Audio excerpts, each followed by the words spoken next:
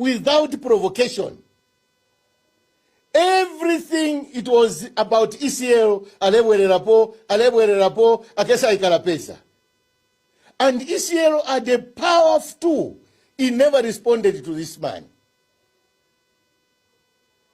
I personally pleaded with the president. ECL is at his lowest. Can you leave him out of your conversation? Can you talk about what you promised the people of Zambia? ECL was abused even by ministers. Not all of them, because there are some decent ministers there. But by even these media people, by people from the Ministry of Information, they started treating him like a criminal. He goes jogging, the police are there. He goes to church, they really wanted to humiliate him. But the end result, which has shocked everybody, is that Zambians don't like injustice. The popularity of ECL started building up from the booing at Heroes Stadium. It started building from zero to something else. That made even the current administration and the president very uncomfortable. There are moments I begged the president that, can you make a call to ECL, just greet him. Just say, how are you coping up with your retirement?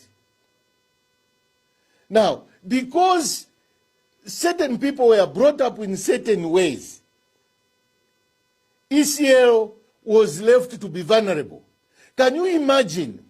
ECL is a former president entitled to security by law, which was removed because he had come back to active policy. Granted, yes. But then they went to give security to people like Chavinga. I don't know what law they are using. Instead of giving it to the former president, he decided to humiliate ECL further by taking all his family members to court for owning property that is beyond their reach. Those people were in a privileged office, which Mr. Akainde himself is in. And as I speak, Mr. Akainde Ichilema is receiving favors from other people we don't know. Because these government offices which you fight for every day, crime is committed under the escort of the state police, those who escort you there. They even protect you from what you are doing there. You can claim to be an angel, that is for another day. But the problem with this country, when you leave office, the same police and security that is protecting you, that's the same that will tell whoever will come after you to say, can you follow this man? He did ABCD, ABCD. What the president needed to do was the application of wisdom. I suffered, he abused me. Let me pray over it and let me run this country as it were. Nobody touches the family, abuses the children, and says, me, I was very good to ECL, I never lifted his immunity. You did, you disgraced him. You undressed him. So my last clarion call today reflect on the cases in Johannesburg. The family doesn't want you near their cherished relative. Withdraw the cases. Let them do what they want to do with the body. This story of public interest is fake. There is no public that is interested. That's why they are quiet.